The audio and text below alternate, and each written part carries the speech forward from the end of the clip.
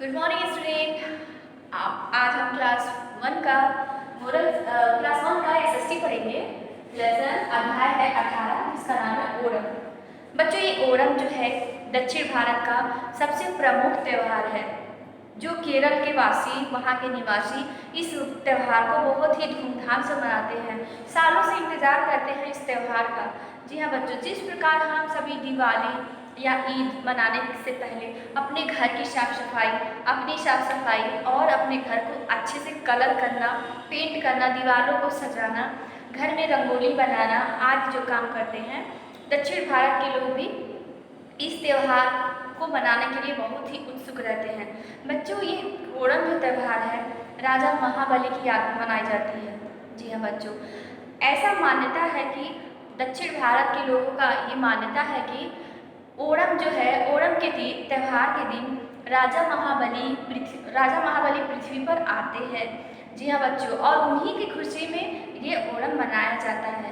बच्चों, ये राजा महाबली जो थे अपने राज्य के राजा थे और ये हमेशा प्रजा के लिए अपना कुछ नहीं देखते थे, अपना स्वार्थ नहीं देखते थे और वहाँ के लोगों के लिए हमेशा तैयार रहते थे।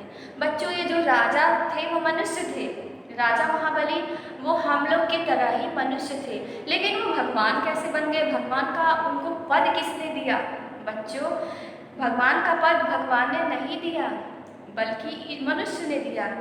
अगर कोई भी मनुष्य अच्छा काम करे, हमेशा दूसरों के लिए तैयार रहे, दूसरों की मदद के लिए तैयार रहे, दूसरों की आवश्यकता को पूर्ति करे, तो सभी उसको, जो दीन दुखी है, जो हमेशा गरीबी से जूझते रहते हैं और उनका कोई पेट भरे, तो उनकी दिल से दुआ निकलती है बच्चों, और वही दुआ जो है उनको भगवान बना देती है। इसलिए मेरे प्यारे बच्चों, जीवन में राजा बनना इम्पोर्टेंट नहीं है, बल्कि भगवान के जैसा आप कर्म करिए, क्योंकि भगवान भी मनुष्य बन के आए थे पृथ्वी पे राजा महाबली के रूप में, और उन्होंने कर्म ऐसा किया कि वो ईश्वर बन गए। तो ठीक उसी प्रकार मेरे प्यारे बच्चों, आप भी हमेशा जहाँ रहे, घर रहे, स्कूल रहे या कहीं जाए, तो आपकी नज़रों से जो भी दिख जाता है उसे कभी दूर मत करना, उसकी हेल्प ज़रूर करना। ये नहीं कि मैं स्कूल जा रहा हूँ, मुझे लेट हो जाएगा, मैं नहीं कर सकता। जी नहीं, आपका लेट होता है तो हो जाने दीजिए, लेकिन आपके लेट होने से किसी की ज़िंदगी बच सकती है तो आप ज़रूर करना। और राजा महाबली ऐसे ही थे। और पता है बच्चों, ओणम के त्यौहार के दिन जो है सभी अपने घर को रंग बिरंगे रंगोली से सजाते हैं, रंगोली बनाते हैं, और विशेष उसमें जो गेम होता है नौका दौड़। जी हाँ बच्चों, आप साइकिल दौड़ जिस प्रकार करते हैं ना, ठीक उसी प्रकार जो नाव होती है, जो पानी में रेस लगाना है, और सबसे तेज जो नाव चलाएगा, और आज उस नाव पे केवल जो नाव चलाएगा वो नहीं रहेगा, बल्कि पूरी नाव लोगों से भरी पड़ी रहेगी, और जो सबसे तेज, जो सबसे पहले नाव चला के पहुँचेगा उसको विजेता घोषित किया जाता है, और इस प्रकार उसको इनाम दिया जाता है। तो ठीक उसी प्रकार बच्चों, उसमें त्यौहार में मेले भी लगते हैं। हर त्यौहार में, भारत के हर त्यौहार में बच्चों मेले लगते हैं, मिठाइयाँ मिलती हैं और खिलौने भी मिलते हैं जो आपको बहुत पसंद है, और हम सभी को मिठाइयाँ बहुत पसंद है, तो सभी एक दूसरे के घर भिजवाते हैं मिठाइयाँ और खाते भी हैं, और एक दूसरे को बधाई भी देते हैं। बच्चों, इस दिन सभी वहाँ दक्षिण भारत के लोग गेरुआ वस्त्र पहनते हैं और गेरुआ वस्त्र दान में देते हैं सभी को। तो बच्चों, आपने पढ़ा आज ओणम त्यौहार के बारे में, 19 जिसका नाम है विद्यालय का भवन। बच्चों, जिस प्रकार हमारे घर का भवन होता है, हमारे घर का हर एक कमरा होता है, ठीक उसी प्रकार हमारा विद्यालय होता है और उसी से जुड़ा भवन होता है। बच्चों, इस पाठ में हम अपने विद्यालय की विशेषता को जानेंगे, हमारा विद्यालय किस तरह से होता है। तो सबसे पहले बच्चों, मैं आपको बता दूं कि हमारा विद्यालय जो है बहुत ही शांत वातावरण में स्थित है, जहाँ पे किसी भी गाड़ी का या किसी भी मोटर का आवाज़ नहीं आता है।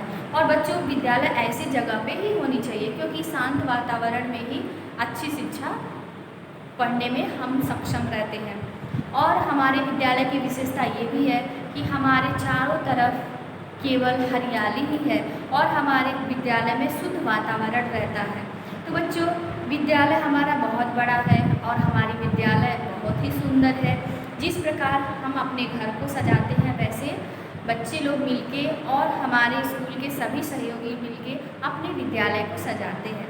तो बच्चों, सबसे पहले आपकी एक आदत है, आप अपने घर को अपना समझते हैं और विद्यालय को अपना विद्यालय नहीं समझते हैं। विद्यालय तो है पर अपना विद्यालय नहीं समझते हैं, इसलिए आप विद्यालय की वस्तुओं को नुकसान पहुंचाते हैं। जैसे विद्यालय में जो फूल है उसको आप तोड़ देते हैं और उसको अपने हाथ में ले लेते हैं। वो कब तक, कितने टाइम आपके हाथ में रहेगा?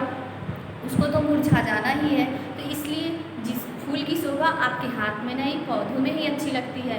और पौधों में जब फूल होगा तो आपका वातावरण इतना खुशबू देगा कि आप भी अच्छा फीलिंग करेंगे और आपका सुंदर स्कूल भी दिखेगा।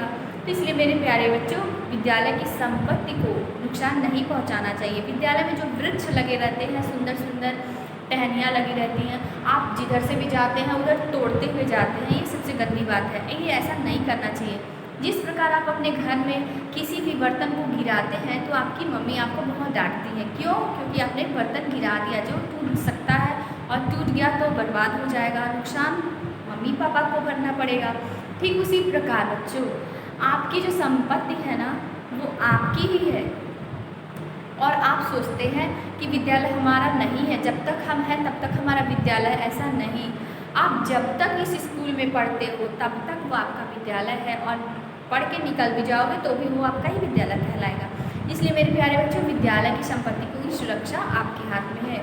नुकसान पहुंचाएंगे तो नुकसान आपका होगा और अच्छा करेंगे तो अच्छा आपका नाम होगा। तो सबसे पहले बच्चों, हमारे विद्यालय में 15 जो है कमरे हैं, बहुत अच्छे अच्छे, और हर एक विभाग अलग अलग होता है। जिस प्रकार बच्चों आपके घर में किचन अलग होता है, बाथरूम अलग होता है और रूम अलग होता है, ठीक उसी प्रकार विद्यालय में भी क्लासरूम अलग होता है।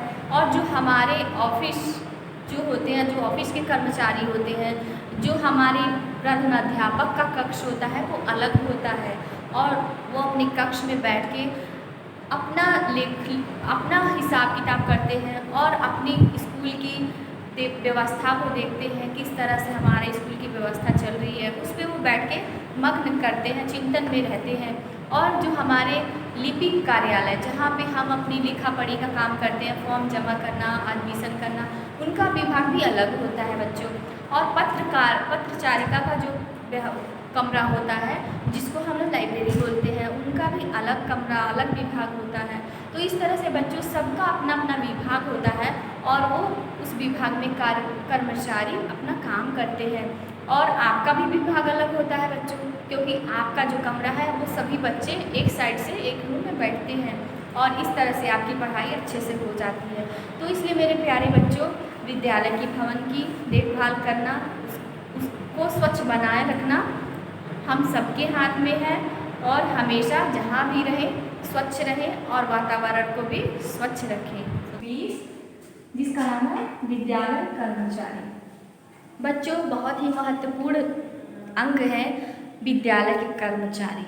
जिस प्रकार आप अपने घर के सभी के लिए आप एक अंग है, ठीक उसी प्रकार विद्यालय भवन और विद्यालय के कर्मचारियों के लिए सबसे बड़ा अंग है। जिस प्रकार आप विद्यालय के सदस्य हैं, उसी प्रकार विद्यालय के अंग ये हमारे कर्मचारी हैं। क्योंकि बच्चों, कर्मचारी की वजह से हम विद्यालय की सभी सुविधाओं को प्राप्त करते हैं।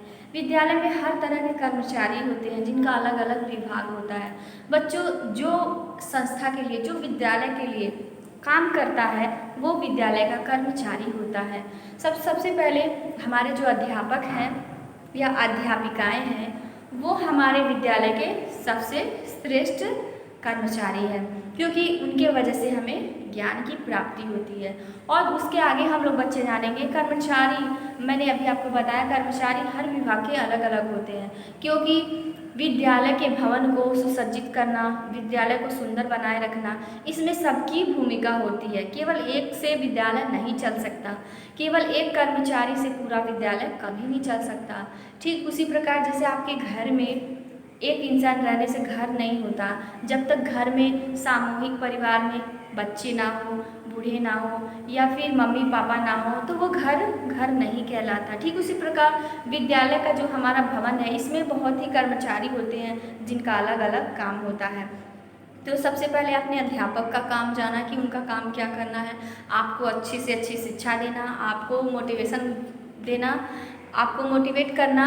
और दूसरी जो अलग विभाग के कर्मचारी हैं जो हमारे लिए पानी लाते हैं या हमारी स्कूल की नोटिस को एक दूसरे क्लास तक पहुंचाते हैं, वो भी बहुत महत्वपूर्ण रखता है बच्चों। सबकी भूमिका अलग अलग है और सभी विद्यालय के अंग हैं सभी कर्मचारी।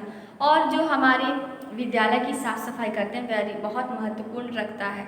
जो हमारे विद्यालय को हमेशा झाड़ू लगाते हैं और विद्यालय के कमरे को, फील्ड को या प्रांगण को स्वच्छ रखते हैं, उनकी भी विशेष भूमिका होती है बच्चों। और इस तरह से जो माली होते हैं घर फूल को महकाना, फूल को लगाना, फूल को सींचना, ये हमारे स्कूल के माली का काम है, उन्हें भी हम कर्मचारी कहते हैं। अच्छे अच्छे फूल उगाना और स्कूल की शोभा बढ़ाने में उनका विशेष महत्व है बच्चों। तो और इसी तरह जो हमारा हर 40 मिनट पे या कभी 35 मिनट पे जो हमारा बेल बजता है, जो घंटी बजती है, वो भी हमारे कर्मचारी ही करते हैं, जिससे हमें ज्ञात होता है कि अब हमारा फर्स्ट पीरियड ख़त्म हो गया। ये निर्देश वही देते हैं जो घंटी लगाते हैं, तो उनकी भी विशेष भूमिका है आपके विद्या अध्ययन में। तो इसलिए बच्चों वो भी हमारे लिए बहुत महत्वपूर्ण रखते हैं। और इसी तरह विद्यालय के सभी विभाग के कर्मचारी अपना अलग अलग काम करते हैं और तभी तो हमारा विद्यालय सबसे अच्छा विद्यालय बन जाता है। सबकी अलग अलग जिम्मेदारियां होती हैं लेकिन विद्यालय तो एक ही है। और इस विद्यालय में कितने सारे काम हैं, ठीक उसी प्रकार जिस तरह हमारे घर हैं और कितने सारे काम। तो बच्चों आज आपने समझा कि कर्मचारी होते कौन है और कर्मचारी का काम क्या होता है।